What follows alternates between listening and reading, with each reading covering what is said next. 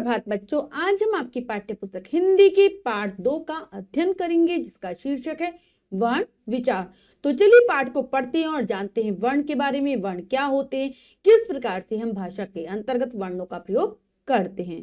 पाठ को शुरू करते हैं। पाठ 2 वर्ण विचार। देखिए, पढ़िए और समझिए। तो बच्चों यहाँ पर कुछ चित्र दिए गए हैं और उनके नीचे शब्द लिखे हुए हैं, उनको पढ़ लेते हैं। गाय, पहला चित्र गाय का है। अगला जो हमारा चित्र है वो है महिला का। और फिर उसके बाद जो चित्र है सिपाही। उपयुक्त चित्रों के नाम बोलने पर हमारे मुख से कुछ ध्वनियां निकलती हैं। तो बच्चों जो चित्र थे उनके हमने नाम बोले तो हमारे मुख से कुछ ध्वनियां, कुछ आवाजें निकल रही हैं। जैसे गाय, हमने गाय बोला तो कौन कौन सी ध्वनियां आई? ग जमा अ जमा य जमा अ मिलाकर बना गाय। अगला चित्र था महिला का। म जमा अ जमा ह जमा ई जमा ल जमा आ महिला। सिपाही, अगला चित्र सिपाही का था स जमा ई जमा प जमा आ जमा ह जमा ई, क्या बना? सिपाही। इन ध्वनियों के और टुकड़े नहीं किए जा सकते, अतः ये वर्ण है। वर्ण भाषा की प्रथम इकाई है। तो हमने जो शब्द पढ़ा था उसको हमने जब अलग अलग तोड़कर लिखा तो हमें कुछ ध्वनियां प्राप्त हुई। इन ध्वनियों के हम टुकड़े नहीं कर सकते हैं क्योंकि ये सबसे छोटी इकाई होती है भाषा की। इनको वर्ण कहा जाता है, वर्ण या फिर अक्षर इन्हें कहा जाता है। भाषा की प्रथम इकाई है, सबसे छोटी इकाई है। परिभाषा है मुख से निकली वह छोटी से छोटी ध्वनि जिसके और टुकड़े नहीं किए जा सकते वर्ण कहलाती है। हमारे मुंह से निकली हुई वह छोटी से छोटी ध्वनि जिसके हम और ज्यादा टुकड़े ना कर सके वह कहलाती है वर्ण। अब आती है वर्णमाला। जानते हैं वर्णमाला क्या होती है? किसी भाषा के वर्णों के क्रमबद्ध समूह को उस भाषा की वर्णमाला कहा जाता है। हिंदी भाषा में कुल 52 वर्ण होते हैं। तो बच्चों जो भी भाषा होती है हर भाषा के अपने अलग वर्ण होते हैं। उन वर्णों को जब हम एक क्रमबद्ध समूह में व्यवस्थित कर देते हैं तो वो बन जाती है वर्णमाला। हमारी जो हिंदी भाषा की जो वर्णमाला है उसमें 52 वर्ण है, यानी कि 52 वर्णों को स्थान दिया गया है वर्णमाला के अंतर्गत। अब आते हैं वर्णों के भेद, यानी कि वर्ण कितने प्रकार के होते हैं। वर्णों के 2 भेद होते हैं, 2 प्रकार हैं। पहले हैं स्वर और दूसरे हैं व्यंजन। अब इनके बारे में जान लेते हैं बच्चों। पहले होते हैं स्वर। सबसे पहले स्वर आते हैं जिन वर्णों को बोलते समय अन्य वर्णों का सहारा नहीं लेना पड़ता उन्हें स्वर कहते हैं। इनके उच्चारण में वायु बिना किसी रुकावट के मुख से निकलती है। हिंदी वर्णमाला में कुल 11 स्वर हैं। तो बच्चों स्वर जो होते हैं जब भी हम इनका उच्चारण करेंगे, हम इनको बोलेंगे तो हमारे मुख से जो वायु निकलेगी उसके मार्ग में कोई बाधा, कोई रुकावट नहीं आएगी। हम बिना रुके इनका उच्चारण आराम से कर सकते हैं। ये स्वतंत्र होते हैं, इनको बोलने में हमें अन्य वर्ण की सहायता भी नहीं लेनी पड़ती। तो हमारी जो हिंदी वर्णमाला है उसमें स्वरों की संख्या 11 है और 11 है, ठीक है। और अब आता है अगला, स्वरों के मुख्यतः 3 भेद होते हैं। मतलब जो स्वर हैं वो 3 प्रकार के। पहले होते हैं ह्रस्व स्वर, दूसरे होते हैं दीर्घ स्वर और तीसरे होते हैं प्लुत स्वर। अब इनके बारे में जानते हैं। ह्रस्व स्वर क्या होते हैं? जिन स्वरों का उच्चारण सबसे कम समय में किया जाता है उन्हें ह्रस्व स्वर या मूल स्वर कहते हैं। ये कुल 4 हैं। मतलब बच्चों जो ह्रस्व स्वर होते हैं, हर्ष का अर्थ ही होता है छोटा। हम कह सकते हैं जिन स्वरों का उच्चारण बहुत कम समय में किया जाए वही स्वर हैं। कौन से वाले? ह्रस्व स्वर हैं। संख्या में 4 हैं। कौन कौन से पढ़ लेते हैं? अ, ई, उ और री, ये 4 स्वर हैं हमारे ह्रस्व स्वर। इसके बाद नेक्स्ट आता है दीर्घ स्वर। दीर्घ का अर्थ ही बड़ा होता है। जिन स्वरों का उच्चारण ह्रस्व स्वरों से लगभग दुगुने समय में किया जाता है उन्हें दीर्घ स्वर कहते हैं। ये कुल 7 है। तो बच्चों दीर्घ का उच्चारण हमेशा 2 गुने समय में किया जाता है, यानी कि जितना समय हमें ह्रस्व स्वर को बोलने में लगता है उससे 2 गुना समय लगता है हमें दीर्घ स्वरों के उच्चारण में। इनकी संख्या 7 है। कौन कौन से हैं? आ, ई, उ, ए, आई, ओ और आउ, ये हैं हमारे दीर्घ स्वर। अब आते हैं नेक्स्ट है प्लुत स्वर। जिन स्वरों का उच्चारण दीर्घ स्वरों से भी अधिक समय में किया जाता है उन्हें प्लुत स्वर कहते हैं। इनका प्रयोग किसी को पुकारने, किसी बात को जोर से कहने, गाने आदि के समय किया जाता है, जैसे ओम, राम आदि। तो बच्चों जो प्लूत स्वर होते हैं ना, उनके उच्चारण में 3 गुना समय लगता है, यानी कि हर्ष स्वर की तुलना में 3 गुना समय लगता है। और इनका प्रयोग किसी को पुकारने, किसी बात पर जोर डालकर कहने के लिए किया जाता है। हिंदी भाषा में इनका प्रयोग ना के बराबर ही है। ये ज्यादातर संस्कृत भाषा में प्रयोग किए जाते हैं। ओम, राम इनसे बने शब्द हैं। अब आता है स्वरों की मात्राएं क्या होती है, जानते हैं। स्वरों का प्रयोग जब व्यंजनों के साथ किया जाता है तब उनका स्वरूप बदल जाता है। स्वरों के बदले हुए रूप को मात्रा कहते हैं। स्वरों की मात्राएं इस प्रकार हैं। तो बच्चों जब स्वर का प्रयोग हम व्यंजन के साथ करते हैं, क्योंकि जो व्यंजन होते हैं उनका उच्चारण बिना स्वरों के होता ही नहीं है, तो जब भी हम स्वर का प्रयोग व्यंजन के साथ करते हैं तो वह अपने रूप को परिवर्तित कर लेता है और उसका रूप बदलकर मात्रा हो जाता है। मात्रा के रूप में वह व्यंजन के साथ प्रयोग किया जाता है, जो इस प्रकार है। स्वर कौन सा है, अ, और मात्रा इसकी ये वाली स्वर में, यानी कि अस्वर की कोई मात्रा नहीं होती। ठीक है, इसका मतलब है नहीं है कोई मात्रा इसमें। आ की मात्रा इस प्रकार से होती है खड़ी पाई के रूप में। ई की मात्रा यह है। ई की मात्रा इस प्रकार से। ऊ की मात्रा नीचे लगाई जाती है, यानी कि पैरों में। ऊ इस प्रकार से होती है इसकी मात्रा। री की मात्रा इस प्रकार से होगी। नेक्स्ट है आई की मात्रा इस प्रकार की होती है। इसके बाद आता है ओ की मात्रा इस प्रकार की होगी, देखिए ऊपर लगती है ये। और आउ की मात्रा इस प्रकार से 2 मात्राओं के रूप में रहती है। अब आगे बढ़ते हैं। आ स्वर की कोई मात्रा नहीं होती। आ, ई, ओ तथा औ की मात्राएं व्यंजन के बाद जोड़ी जाती हैं। ऊ तथा री की मात्राएं व्यंजन के नीचे, मतलब ये तो व्यंजन के बाद आएंगे और ये व्यंजन के नीचे लगेंगे, यानी कि पैरों में। ए और आई की मात्राएं व्यंजन के ऊपर और ई की मात्रा वर्ण से पहले लगती है। तो ये हो गया इनका वर्गीकरण। इस प्रकार से हम इनकी मात्राएं लगाते हैं। अब आता है व्यंजन। जिन वर्णों के उच्चारण में स्वरों की सहायता ली जाती है उन्हें व्यंजन कहते हैं। इन्हें बोलते समय वायुमुख में अलग अलग स्थानों पर रुककर बाहर निकलती है। हिंदी वर्णमाला में कुल 33 व्यंजन हैं। तो बच्चों जब भी हम व्यंजन वर्णों का उच्चारण करते हैं तो हमें स्वरों की सहायता लेनी पड़ती है। बिना स्वर वर्ण के हम व्यंजनों का उच्चारण नहीं कर सकते इन्हें, क्योंकि व्यंजन को जब भी हम बोलते हैं मुख से जो वायु निकलती है अलग अलग स्थानों पर रुककर निकलती है।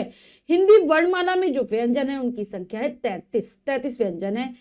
व्यंजनों के मुख्यतः 3 भेद होते हैं, 3 प्रकार हैं इनके। पहला है स्पर्श व्यंजन, दूसरा है अंतःस्थ व्यंजन और तीसरा है ऊष्म व्यंजन।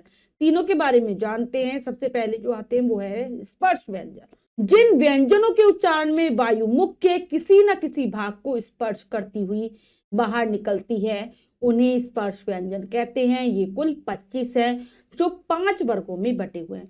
तो बच्चों जब भी इनका हम उच्चारण करेंगे ना, आप देखना वायु हमारे मुख के किसी न किसी भाग को स्पर्श करती हुई बाहर आएगी, इसीलिए इनका नाम स्पर्श व्यंजन रखा गया है। संख्या इनकी 25 है और इनको 5 वर्गों में बांटा गया है। जिस वर्ण से ये शुरू होते हैं उसी वर्ण के आधार पर इनका नाम है, उसी वर्ग का मतलब वर्ग का नाम है। सबसे पहले आता है क वर्ग, क्योंकि ये क से शुरू होता है। क, ख, ग, घ, अंगा। ठीक है, ऐसे ही उच्चारण करेंगे आप। च वर्ग, च, छ, ज, झ और इया। फिर आता है ट वर्ग, ट, ठ, ड, ढ और ण। नेक्स्ट है त वर्ग, त, थ, द, ध, न। प वर्ग, प, फ, ब, भ और म। ये हो गए हमारे 5 वर्ग। आपने देखा क वर्ग का से शुरू, च वर्ग चा से शुरू, ट वर्ग टा से शुरू, त वर्ग ता से शुरू और प वर्ग पा से शुरू हुआ है। इसके बाद हमारा जो अगला है वो है अंतःस्थ व्यंजन। जिन व्यंजनों का उच्चारण स्वरों एवं व्यंजनों के मध्य होता है उन्हें अंतःस्थ व्यंजन कहते हैं। ये कुल 4 है। तो बच्चों जो अंतःस्थ व्यंजन होते हैं ना, इनका उच्चारण करते समय जो उच्चारण है वो स्वर और व्यंजनों के मध्य रहते हैं। मतलब जब हम इनको बोलेंगे तो देखेंगे कि वायु ऊपर की तरफ जाती है लेकिन ऊपर से टकराती नहीं है। जो हमारी जिह्वा है वो भी ऊपर की साइड जाती है बोलते हुए, लेकिन ऊपर से पूरी तरीके से छूती नहीं है। ये इसलिए बीच में ही स्थित होते हैं। ये होते हैं चार, य, र, ल और वा, ये चार हैं। इसके बाद हमारे अगले हैं ऊष्म व्यंजन। ऊष्म व्यंजन जिन व्यंजनों का उच्चारण करते समय वायु मुख में टकराकर ऊष्मा अर्थात गर्मी उत्पन्न करती है, उन्हें ऊष्म व्यंजन कहते हैं। ये भी कुल चार है। तो बच्चों, जो ऊष्म व्यंजन होते हैं, ऊष्मा से बना है। ऊष्मा का अर्थ होता है गर्मी पैदा करना। जब हम इन व्यंजनों का उच्चारण करते हैं, हमारे मुख से निकलने वाली जो वायु है वो रगड़ खाती हुई निकलती है, जिसके कारण एक गर्मी सी पैदा हो जाती है। ठीक है, ये कुल चार होते हैं। कौन कौन से हैं? श, श, स और ह। व्यंजनों के इन तीन भेदों के अतिरिक्त दो भेद और भी माने गए हैं, जो इस प्रकार हैं। तो ये तो तीन मुख्य भेद हो गए। इसके अलावा भी दो और भेद हैं। दो प्रकार के व्यंजन और होते हैं। पहले होते हैं संयुक्त व्यंजन और दूसरे होते हैं द्वित्व व्यंजन। संयुक्त व्यंजन के बारे में जानते हैं। जो व्यंजन दो भिन्न भिन्न व्यंजनों के संयोग से बनते हैं, संयुक्त व्यंजन कहलाते हैं। ये कुल चार हैं। तो दो अलग अलग प्रकार के व्यंजनों को मिलाकर इनकी रचना की गई है। दोनों को मिलाया और इनकी रचना हुई। ये है संयुक्त व्यंजन। कुल चार होती है। संख्या कौन कौन से देखते हैं, तालिका के माध्यम से जानेंगे। तो तीन कॉलम बने हुए। पहले में व्यंजन प्लस व्यंजन, दूसरे में बनने वाला संयुक्त व्यंजन और फिर इनसे बना हुआ शब्द है। पढ़ते हैं। का जमा श बना, क्षण और शीर इससे बनने वाले शब्द है। ता जमा र, त्र बना, त्रिदेव त्रुटि से बनने वाले शब्द है। जा जमा इया, ज्ञा बना, ज्ञात और ज्ञानेंद्रिय से बनने वाले शब्द हो गए। श जमा र, श्र, श्रद्धालु और श्रावण से बनने वाले शब्द है। तो हमारे जो चार संयुक्त व्यंजन है वो है श, प्र, ज्ञ और श्र। ये है हमारे चार। नेक्स्ट है द्वित्व व्यंजन। दो समान या एक जैसे व्यंजनों के संयोग से बनने वाले व्यंजन द्वित्व व्यंजन कहलाते हैं। जैसे मतलब इसमें दो व्यंजन तो आपस में जुड़ते हैं, लेकिन वो दोनों व्यंजन एक जैसे होते हैं, एक समान होते हैं। ठीक है, तो ये भी तालिका के माध्यम से समझते हैं। व्यंजन प्लस व्यंजन, द्वित्व व्यंजन और फिर से बनने वाला शब्द। क में हमने का जोड़ा, क जमा क, चक्कर शक्कर बनने वाले शब्द हो गए। पा में हमने पा जोड़ा, पा जमा पा, प, ठप्पा छप्पर इससे बनने वाले शब्द हैं। गा में गा जोड़ेंगे, गग, बुग्गी झुग्गी से बनने वाले शब्द है। माँ में माँ जोड़ा, चम्मच और निकम्मा इससे बनने वाले शब्द हैं। अब आता है अतिरिक्त वर्ण। हिंदी भाषा के ड और ढ वर्णों से क्रमशः ण और ण वर्णों का विकास हुआ है। इन्हें अतिरिक्त वर्ण कहा जाता है। जैसे पहाड़, गाड़ी, बूढ़ा आदि, इन दोनों वर्णों को व्यंजनों में सम्मिलित कर लिया गया है। तो अतिरिक्त वर्ण बच्चों हमारे व्यंजनों में से ही बने हैं। हमारे दो व्यंजन होते हैं ड और ढ। इनके नीचे एक बिंदु लगा दी गई है, जिसके कारण ये ड़ और ण में परिवर्तित हो गए हैं और इनका नाम हो गया अतिरिक्त वर्ण। इनको हमारे व्यंजनों में ही अब शामिल कर लिया गया है। और उदाहरण अगर हम देखें तो वो है पहाड़, गाड़ी, बूढ़ा आदि। अब आते हैं अयोग वहा। हिंदी वर्णमाला में तीन वर्ण अंग यानी कि अ बिंदु वाला, अ चंद्र बिंदु वाला और अह ऐसे हैं जिन्हें अयोग वहा कहते हैं। ये इस प्रकार है। इन तीनों वर्णों को अयोग वहा कहा जाता है, क्योंकि ये ना तो हम इन्हें स्वरों की श्रेणी में रख सकते हैं और ना ही हम इन्हें व्यंजनों की श्रेणी में रख सकते हैं। इनका अपना अलग ही अस्तित्व है। इनका नाम है अयोग वहा। ठीक है, अब आता है अनुस्वार। पहला जो अनुस्वार है अंग वाला, अंग जो होता है जिस पर बिंदु लगा रहता है, इसका चिन्ह क्या है? बिंदु है। वह शिरोरेखा के ऊपर बिंदु के रूप में लगाया जाता है। इसका उच्चारण नाक से होता है, जैसे कंपन, गंगा, जंगल आदि। तो हमेशा शिरोरेखा यानी कि जो वर्णों के ऊपर एक रेखा खींची रहती है, उसके ऊपर हम इसका प्रयोग करते हैं। ठीक है, और बिंदु के रूप में रहता है और इसका उच्चारण हमेशा नाक के द्वारा होता है। उदाहरण हमने पढ़े कंपन, गंगा, जंगल आदि। अब आते हैं अनुनासिक, जिसका चिन्ह चंद्र बिंदु है, जिसे चंद्र बिंदु भी कहते हैं। इसका उच्चारण नाक एवं मुंह दोनों से होता है। नाक से भी वायु निकलेगी और मुख से भी निकलेगी, जैसे गांव, सांप, चांद आदि। ठीक है, उदाहरण है, आप बोलकर देखेंगे कि किस प्रकार से वायु निकल रही है। अब आता है विसर्ग। इसका चिन्ह ऐसा है, मतलब दो बिंदुओं जैसा है। इसे व्यंजन के बाद लगाया जाता है। जब भी कोई व्यंजन आएगा उसके बाद ही ये लगता है। इसका उच्चारण लगभग हो के समान होता है। ह के समान, ठीक है। जैसे अंतःकरण, नमः, फलतः आदि। इन तीनों वर्णों में से अंग और अह स्वर समूह में शामिल कर लिया गया है। तो जो दो है ना, अंग और अह, इनको हमें स्वरों में शामिल कर लिया गया है, स्वरों में आते हैं। अब ये अगला हम जो प्रकरण पढ़ेंगे वो है वर्ण विच्छेद। क्या? वर्ण विच्छेद। जब किसी शब्द में प्रयुक्त सभी वर्णों को अलग अलग करके लिखा जाता है तो उसे वर्ण विच्छेद कहते हैं। जैसे मतलब कोई शब्द है, ठीक है, उसमें बहुत सारे वर्ण आए हैं, उनको हम अलग अलग करके लिख देते हैं, तो वही हो गया वर्ण विच्छेद, यानी कि शब्द को तोड़ना। ठीक है, वर्णों को अलग अलग करके लिखना। तो पहला है यहाँ पर पवन, इसको कैसे लिखेंगे? प जमा अ जमा व जमा अ जमा न जमा अ। हिंदी हा जमा ई जमा न जमा द जमा ई, हिंदी। प्रकाश प जमा र जमा अ जमा क जमा अ जमा श जमा अ। तो ये हैं हमारे वर्ण विच्छेद वाले वर्ण। अब हमने जो भी सीखा है उसको दोहरा लेते हैं। हमने सीखा के अंतर्गत मुख से निकली वह छोटी से छोटी ध्वनि जिसके और टुकड़े नहीं किए जा सकते वर्ण कहलाती है। उस छोटी से छोटी ध्वनि को वर्ण कहा जाता है जिसके हम और टुकड़े नहीं कर सकते हैं। वर्णों के व्यवस्थित समूह को वर्णमाला कहते हैं। जब हम वर्णों को एक क्रमबद्ध समूह में व्यवस्थित कर दें तो वे वर्णमाला बन जाती है। उच्चारण एवं प्रयोग के आधार पर वर्ण दो प्रकार के होते हैं, स्वर तथा व्यंजन। तो दो भेद हैं, कौन कौन से? स्वर और व्यंजन, दो वर्णों के भेद हो गए। हिंदी वर्णमाला में 11 स्वर और 33 व्यंजन होते हैं। 11 स्वर, 33 व्यंजन। स्वर के मुख्यतः 3 भेद हैं, हर्ष स्वर, दीर्घ स्वर तथा प्लुत स्वर। व्यंजन के भी मुख्यतः 3 भेद होते हैं, स्पर्श व्यंजन, अंतःस्थ व्यंजन तथा ऊष्म व्यंजन। इसके अलावा 2 और भेद माने गए हैं, संयुक्त व्यंजन और द्वित्व व्यंजन। अब हमने जो भी पढ़ा है बच्चों उसका अभ्यास कार्य कर लेते हैं। आओ अभ्यास कार्य के अंतर्गत करेंगे। पहला प्रश्न है, पढ़ते हैं, करने का प्रयास करते हैं। सही उत्तर वाले गोले को रंगिए। प्रश्न में 4 विकल्प है, 3 विकल्प गलत है, 1 विकल्प सही है। सही विकल्प को चुनेंगे, सही का निशान लगा देंगे। करते हैं। जिन स्वरों का उच्चारण हर्ष स्वरों से लगभग दुगुने समय में किया जाता है उन्हें कहते हैं हर्ष, दीर्घ, प्लुत, स्पष्ट। तो उन्हें कहते हैं, हम क्या कहेंगे बच्चों ने? उन्हें हम क्या कहेंगे? उन्हें हम कहेंगे दीर्घ स्वर। प्लुत स्वर में स्वर के बाद कौन सा चिन्ह लगाया जाता है? तो उसके बाद में हम लगाते हैं ये ए वाला, बी वाला, सी वाला या डी वाला। तो हम उसमें लगाते हैं बी वाला चिन्ह, ये लगाते हैं। ऐसे करके सभी व्यंजनों में कौन सी ध्वनि जुड़ी रहती है? औ, ए, अ या फिर अ। तो अ जुड़ी रहती है। अगर व्यंजनों में अ ध्वनि ना जुड़ी हो ना बच्चों तो हम उसका उच्चारण ही नहीं कर पाते। और अगर हम व्यंजनों में से आ ध्वनि निकाल देते हैं तो उसके नीचे हमें एक छोटी सी रेखा लगाकर वर्णों को लिखना पड़ता है। जैसे मान लो के है, ठीक है, इसमें अ जुड़ा हुआ है। अगर हम इसको इसमें से अ निकाल कर लिखते हैं तो ये कैसे हो जाता है? ये इस प्रकार से लिखेंगे। और अगर हम इसमें क में हम इसमें अ प्लस कर देते हैं, जो जोड़ देते हैं, तो ये ऐसे हो जाता है। ठीक है, ये बात आप ध्यान रखेंगे। अब है स्पर्श व्यंजन कितने वर्गों में बटे हुए हैं?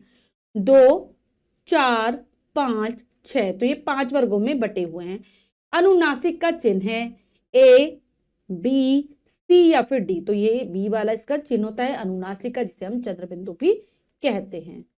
अगला हमारा प्रश्न है रिक्त स्थानों की पूर्ति कीजिए। तो यहाँ पर वाक्य हैं, अधूरे हैं, उचित शब्दों से इन्हें भरेंगे। करते हैं।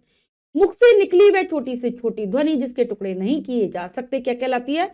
कहलाती है वो वर्ण।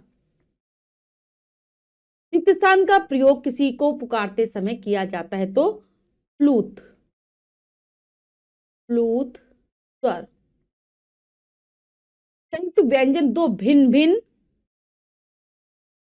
क्या? दो भिन्न भिन्न व्यंजनों के संयोग से बनते हैं। दो समान व्यंजनों के संयोग से बनने वाले व्यंजन क्या कहलाते हैं? कहलाते हैं द्वित्व व्यंजन।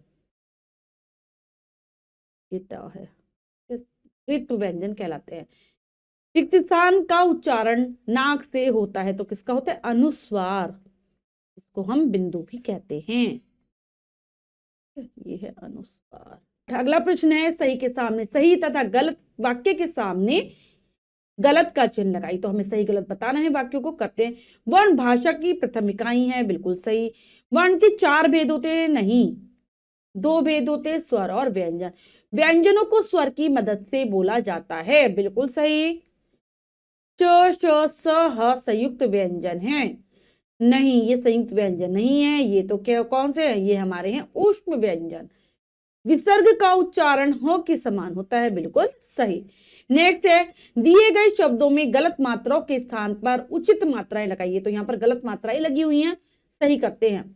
पुरुष कैसे होगा? पुरुष कैसे हो गया? पुरुष। गुलाम, छोटे ऊ की मात्रा आएगी। चोर, चोर ऐसे होगा। फुल, फुल नहीं होता, फूल। कोवा कैसे लिखे थे? औ की मात्रा। लेखक ऐसे होगा।